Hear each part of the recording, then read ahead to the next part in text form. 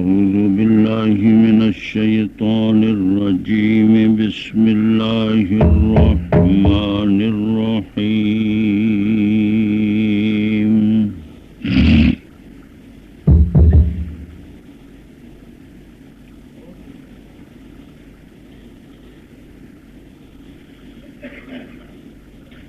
والأنعام خلقها لكم فيها دفء ومنافع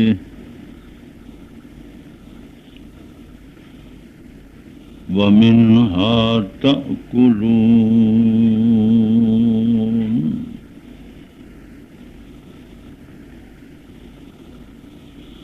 وَلَكُمْ فِيهَا جَمَالٌ حِينَ تُرِيحُونَ وَحِينَ تَسْرَحُونَ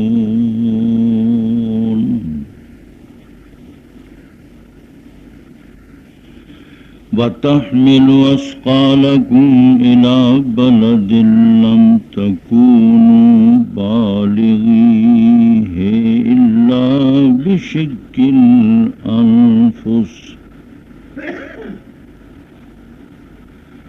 إِنَّ رَبَّكُمْ لَرَءُوفٌ رَحِيمٌ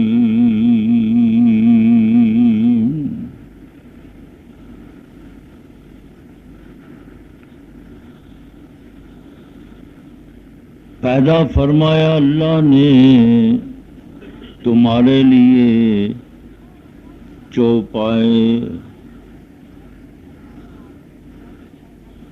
اور ان چوپاؤں میں دفاع ہے، پوشاک، لباس اور کئی فائدے ہیں، اور انہی جانوروں میں سے حلال جانوروں کو تم کھاتے ہو۔ تمہارے لیے ان جانوروں میں خوبصورتی، جمال، رونق جب شام کے وقت تم چراگاہوں سے لوٹ کر جانوروں کو لاتے ہو، اور اس وقت بھی خوبصورتی ہے، خوشنمائی ہے جب تم صبح کے وقت چرانے کے لیے چراگاہوں کی طرف جانوروں کو لے جاتے ہو، اور اٹھاتے ہیں وہ جانور تمہارا بوجھ ان شہروں تک، آبادیوں تک کہ نہیں ہو تم آسانی سے پہنچنے والے وہاں تک، ہاں جان توڑ کر مشقت کے ساتھ۔ بے شک تمہارا رب البتہ شفقت کرنے والا ہے، مہربان ہے۔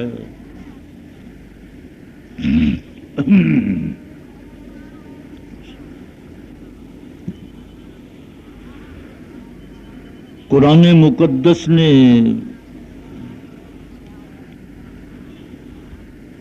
سورۃ النحل کی ان ابتدائی آیات میں اللہ تبارک و تعالی کی توحید، اللہ کی وحدانیت، اللہ یکتا اکیلا، اس اللہ تبارک و تعالیٰ کے ساتھ کوئی شریک، کوئی ساجی، کوئی پارٹنر، خدا کی کوئی برادری، کوئی کف، کوئی ہم جنس نہیں، وہ اس کائنات میں یکتا ہے، احد ہے، اکیلا ہے۔ آفاقی دلائل کے ساتھ ساتھ ہی انفسی دلائل پہلے گزر چکے ہیں، پھر اللہ تبارک و تعالی قرآن مقدس خداوند قدوس کے معبود ہونے پر آفاقی دلائل پیش فرما رہے ہیں۔ آفاقی دلائل میں سے جانور،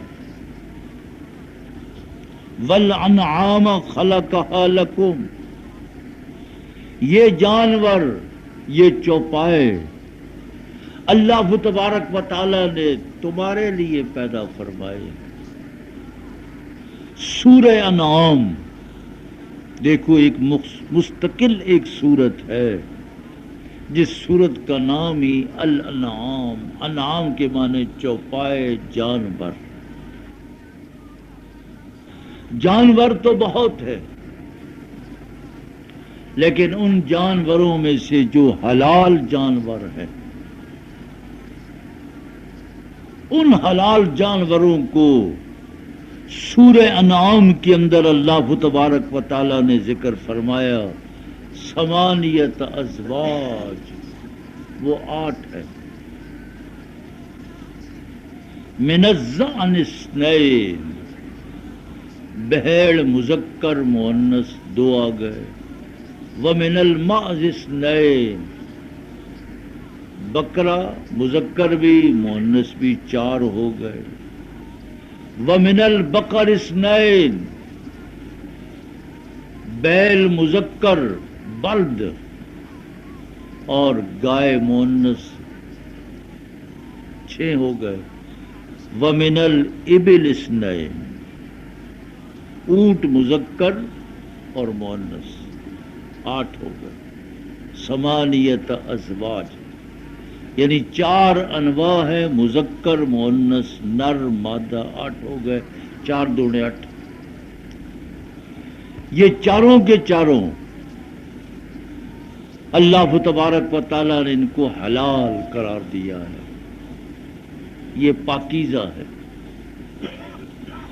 اللہ کریم نے ان کا گوشت جب یہ حلال طریقہ سے، جائز طریقہ سے حضور پاک صلی اللہ علیہ وسلم کے بتلائے ہوئے طریقے کے مطابق آپ ان کو ذبح کر لیں گے،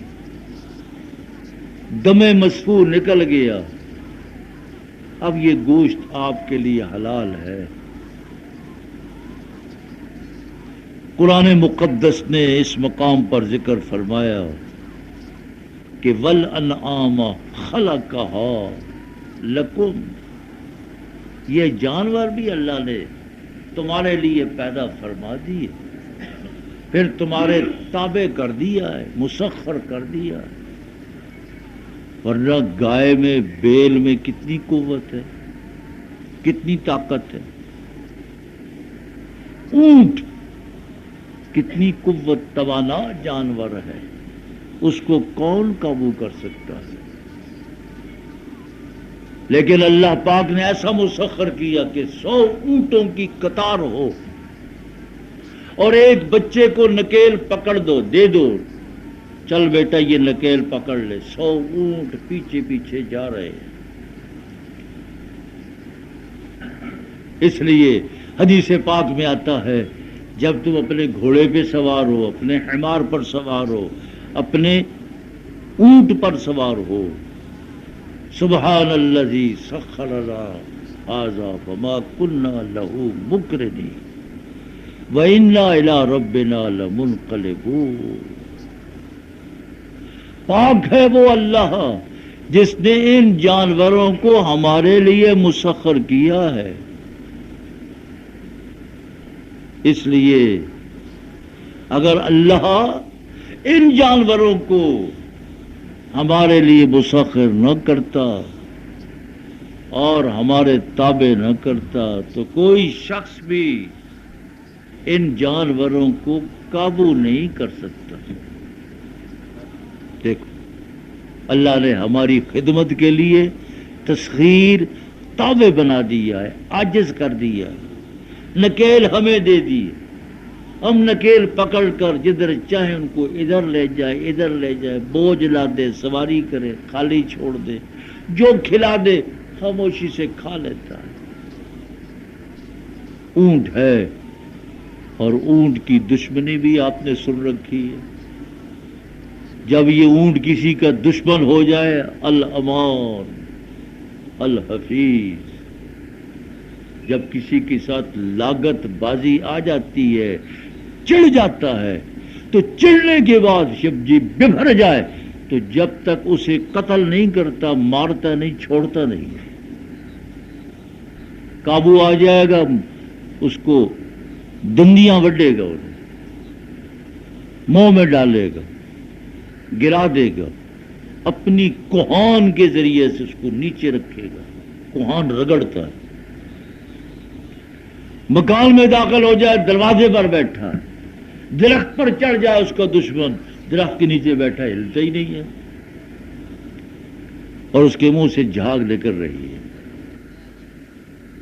تو ایک طرف یہ دیکھیے اس خدا بند قدوس کی قدرت کہ اونٹ اتنا بڑا جانور ہے، اللہ پاک اس اونٹ کو بھی بطور نشان کے اور اپنی خدائی اپنی وحدانیت کی شناخت کے طور پر پیش کر رہے ہیں۔ افلا ينظرون الى الابل كيف خلقت، سائی کتھے جا رہے ہیں، تیرا دماغ کتھے جا رہا ہے، کیڑی وادی وچ پھر رہے ہیں تو، کیڑے ریگستان ٹرے ہیں تو، کیڑے پاسے جا رہے ہیں، اور رب تینوں رب نہیں سمجھ آیا، وہ دی خدائی نہیں سمجھ آئی، وہ دی اختیارات حالی تک تینوں نہیں سمجھ آئے۔ افلا ينظرون الى الابل، وہ اونٹوں کے مالک تھے، اونٹ چلانے والے تھے، اونٹوں سے کام لینے والے تھے۔ اللہ پاک نے ان اونٹ بانوں کو سب کو اپنی توحید سمجھانے کے لیے اونٹ کو بطور دلیل کے، برہان کے، شناخت کے پیش کیا کہ غور تو کر، فلا ينظرون الى الابل كيف خلقت۔ اللہ اکبر، اللہ اکبر۔ اس لیے قیامت کے دن پھر اللہ کے حضور کوئی عذر نہیں کر سکے گا، اللہ نے حجتیں تمام کر دی، اللہ نے کوئی ایسا نقطہ نہیں چھوڑا جہاں سے مشرک شرک کرنے والا کوئی راستے نکالتا ہے، سب راستے اللہ نے بند کر دیے ہیں۔ یہ حجتیں ہیں، کٹ حجتیاں ہیں، اللہ تبارک و تعالیٰ کی قدرت، خدا کی توحید برحق ہے۔ 1,24,000 انبیاء علیہ الصلوۃ والسلام کی ایک ہی آواز تھی، یا قوم اعبدوا اللہ ما لکم من الہ غیرہ۔ اس لیے دوستو، اونٹ میں بڑی، اونٹ جو ہے سواری کے کام بھی آتا ہے، اور اس کے ساتھ ساتھ ہی دودھ بھی اونٹنی دیتی ہے، سواری بھی ہے، دودھ بھی دیتی، غذا بھی اسی میں موجود ہے۔ اونٹ کے بال کاٹ کر اون بنا کر کپڑا بناتے تھے، وہ خیمہ بھی بنتا تھا، پوستین بھی بنتی ہے، واسکٹ بھی بنتی ہے، کوٹ بھی بنتا ہے۔ اللہ کریم نے یہاں یہی ذکر فرمایا، لکم فیہا دفء، اللہ نے یہ جانور جو تمہارے لیے پیدا فرمائے تو اس میں بڑے منافع بھی ہیں اور تمہارے لیے زینت بھی ہے، دفاع بھی ہے، گرمی سے، سردی سے اپنے آپ کو بچانے کے لیے۔ اب تو زمانہ بدل گیا، لیکن جب قرآن مقدس اتر رہا تھا تو اس وقت لباس یہی اون کا لباس تھا، ہاتھ کا بنا ہوا یہی لباس تھا، سب لوگ یہی لوگ لباس پہنتے تھے۔ یہ جو روئی کا لباس ہے، سوتی لباس ہے، یہ تو بہت مشکل سے کسی کو ملتا تھا۔ اس لیے حدیث پاک میں آتا ہے، آپ صلی اللہ علیہ وسلم مسجد نبوی میں تشریف لائے، چھوٹی سی چھت ہے، صحابہ بیٹھے گئے، اونی لباس ہے، گرمیاں ہیں، اب پسینہ، پھر ظاہر ہے اونی لباس پہنا ہوا ہو تو یہ گرمی میں پسینے میں عجیب قسم کی ایک اس کے اندر کراہت پیدا ہو جاتی ہے، فضا جو ہے وہ اچھی نہیں رہتی۔ آپ صلی اللہ علیہ وسلم نے ارشاد فرمایا کہ جمعہ کے دن غسل کرو، خوشبو استعمال کرو، اللہ غسل کر کے آیا کرو۔ اس لیے جمعہ کے دن کا غسل یہ سنت بھی ہے اور اس میں نظافت بھی ہے۔ اس میں نظافت کے ساتھ ساتھ گرمی بھی دور کی جاتی ہے. تو دیکھیے حضور پاک صلی اللہ علیہ وسلم نے خوشبو کا بھی آپ کی خوشبو استعمال کرتے تھے. اس لیے اللہ پاک نے یہ بھیڑ ہے، بھیڑ کا دودھ بھی وہ قابل استعمال ہے، اس کا گوشت بھی قابل استعمال ہے، اس کی اون بھی قابل استعمال ہے. آج تو دور ایسا ہے کہ کوئی چیز بھی جانور کی بیکار نہیں، ہڈیاں تک ہر چیز کو استعمال کیا جا رہا ہے. 1400 سال پہلے قرآن پاک نے فرمایا تھا لکم فیہا دفء. اللہ اللہ اللہ کی قدرتوں کو پہچانے. اللہ نے جو ہمیں یہ کمپیوٹر دماغ دیا ہے، اس دماغ میں کمپیوٹر میں ڈالنے کی کوشش کرے خدا کی توحید کو کہ یہ دفاع ہے، تمہارا لباس بنتا ہے، تمہاری چادریں بنتی ہیں اور تمہارے کمبل بنتے ہیں، تمہارے کوٹ بنتے ہیں. اور اس زمانے میں تو اپنا جوتا بھی اسی سے بناتے تھے. ہاں جی. اور اب تو جوتے بن ہی رہے، چمڑے کے جوتے، اب چمڑے کے جوتے بن رہے ہیں. یہی جو بھیڑ ہے تو اس بھیڑ کی جو کھال ہے اس کے مسلے بنتے تھے، بیٹھنے کی جگہ. اس کو خشک کیا، پکا لیا. پہلے عام لوگوں کے پاس، اب تو نہیں ہے لیکن ابھی بلوچستان سرحد قبائلی علاقوں میں اس کے مسلے ہیں.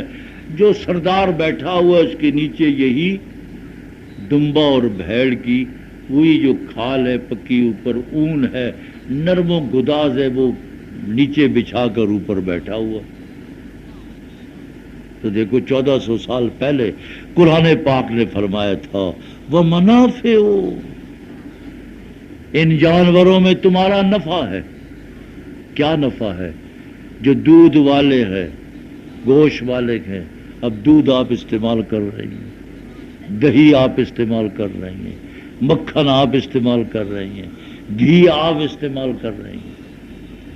پھر دودھ کی کتنی چیزیں بنتی ہیں.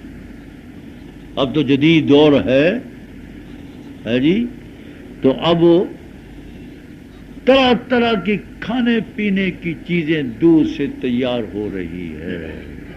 قرآن پاک نے صرف ایک لفظ استعمال کیا وَالْأَنْعَامَ خَلَقَهَا لَكُمْ فِيهَا دِفْءٌ وَمَنَافِعُ. اللہ، بڑی منفعتیں، نفع اللہ پاک نے تمہارے لیے ان جانوروں میں رکھا ہے. دودھ غذا کے طور پر، قوت کے طور پر. اور پھر قربان جاؤں حضرت صلی اللہ علیہ وسلم کی سیرت اسوہ حسنہ تھے، آپ کے اقوال پر. فرمایا عمدہ سے عمدہ کھانا کھاؤ. آپ پرائم منسٹر ہاؤس کے دسترخوان پر چلے گئے، ایوان صدر چلے گئے، اور آپ کسی بادشاہ کے بہت بڑے دسترخوان پر چلے گئے. تو کھانا کھانے کے بعد دعا کرے کہ اے اللہ شکر ہے تیرا، تو نے مجھے کھانا کھلایا، اس سے بہتر کھانا کھلا. اللہ اکبر. خیرم منہا، یعنی اتنا اچھا کھانا، پرتکلف کھانا، اتنا وسیع دسترخوان کہ اس وسیع دسترخوان پر 200 ڈشیں پڑی ہوئی ہیں. اتنا بڑا دسترخوان. پھر حضور فرماتے کہ جب بھی کھاؤ یا اللہ یہ کھانا کھلایا، شکر ہے تیرا، الحمدللہ الذی، اے اللہ اس سے بہتر تے اچھا کھانا کھلاؤ. لیکن حدیث پاک میں آتا ہے آپ کو کوئی دودھ پیش کرتا ہے، جب کوئی دودھ کا تحفہ آپ کو دے، ہدیہ دے، انکار نہ کرو. دودھ کو دیتا ہے، لو جی دودھ پی لو، ہے جی، انکار نہیں کرنا. اور پھر دودھ پینے کے بعد جب دعا کرو تو کہو وزدنا منہ. اللہ، اے اللہ تیرا شکر ہے کہ تو نے مجھ کو دودھ پلایا اور دودھ پلا. معلوم ہوا کہ دودھ سے بڑھ کر دنیا میں اور کوئی اچھا مشروب نہیں. یہ مشروب بھی ہے اور یہ غذا بھی ہے. خداوند قدوس نے اس میں وٹامن رکھا ہے، غذائیت سے بھرپور ہے اور مشروب بھی ہے. ان کا گزارا کیا تھا؟ وہ تو یہی دودھ پیتے تھے. پانی مانی ملا لیا، لسی بن گئی، وہ پی لی. تو یہی جب تک قبائلی طریقہ سے لوگ زندگی گزارتے تھے، بیماریاں نہیں تھیں. ان فطرتی چیزوں کو فطرتی طریقے سے آپ استعمال کریں گے، بیماری نہیں آئے گی. یہ بیماریاں ہماری خود ساختہ ہے. جب سے ہم نے اپنی زبان کو لذت اور تلذذ حاصل کرنے کے لیے کھانے پینے کی مختلف چیزیں ایجاد کر لی، بیماریاں آ گئی. اللہ اکبر. تو معلوم ہوا کہ دنیا میں یہ دودھ یہ سب سے اعلیٰ عمدہ غذا ہے. اس سے بڑھ کر اور کوئی غذا نہیں. لیکن یہ دودھ غذا تو ضرور ہے، پر یہ دودھ کو سنبھالا نہ جائے تو یہ خراب بھی بہت جلدی ہو جاتا ہے. اس میں فساد بھی پیدا ہو جاتا ہے. لیکن اللہ پاک نے آگے آ جائے گا. شہد خدا کی ایسی نعمت ہے، ایسی صنعت ہے، ایسا مصنوع ہے، ایسا مشروب ہے کہ وہ شہد پڑا ہوا ہے، سال ہاں سال پڑا رہے، خراب نہیں ہوتا. جب بھی استعمال کرو گے اس کا ذائقہ بھی اعلیٰ، اس کی قوت بھی اعلیٰ، اس کی توانائی بھی اعلیٰ. آج بھی حکیم اپنی معجونوں میں شہد کا استعمال کرتے ہیں کہ دیر پار رہے. جو معجون خراب ہے شہد نہیں ہے، پھر کھانڈ ڈالی ہوئی ہے. جس معجون کے اندر شہد ڈالا جائے وہ خراب نہیں ہوتا، 4 سال تک پڑا رہے، 10 سال تک پڑا رہے. اللہ کی قدرتوں کا اندازہ لگائے. اللہ پاک نے اس فکرے میں، اس جملے میں وَلَنَعَامَ خَلَقَهَا لَكُمْ فِيهَا دِفْءٌ، اس اللہ پاک نے اپنی قدرت سے اور اپنی ربوبیت سے تمہارے لیے جانوروں کو بھی پیدا کر دیا.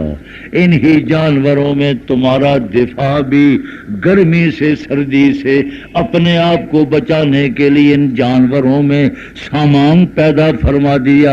زیادہ سردی لگ رہی ہے، بکری کو، بکرے کو، اونٹ کو ذبح کرو، گوشت کاٹو اور پکاؤ تے کھا لو، سردی دور ہو گئی. اللہ اللہ اکبر. وَمَنَافِعُ وَمِنْهَا تَأْكُلُونَ، انہی جانوروں میں سے، حلال جانوروں کا تم گوشت بھی کھاتے ہو. خداوند قدوس نے یہ 8 چیزیں پیش فرما کر، جانور انعام پیش فرما کر اس کے منافع ذکر فرما دیے. اللہ اپنی قدرتوں کو بیان کر رہا ہے. ہر شخص گوشت کھاتا ہے، لباس پہنتا ہے، دودھ پیتا ہے. جب ہر شخص ہی گوشت کھانے والا، دودھ پینے والا، دہی کھانے والا، مکھن کھانے والا، گھی کھانے والا، اسے ابھی تک بھی خدا کی توحید سمجھ نہیں آئی کہ رب ایک نہیں. اللہ کہتا میں ایک ہوں. لانا میرے جانوروں کے مقابلے میں جن کو تو معبود کہتا ہے، یہ مشکل کشا ہے، حاجت روا ہے. تیری حاجت روائی کرنے والے، مشکل کشائی کرنے والے، تیری مدد کرنے والے لا. انہوں نے ان کے مقابلے میں، میری مخلوق کے مقابلے میں کوئی چیز پیدا کی ہے تمہارے لیے؟ ان چیزوں کو میں نے پیدا کیا.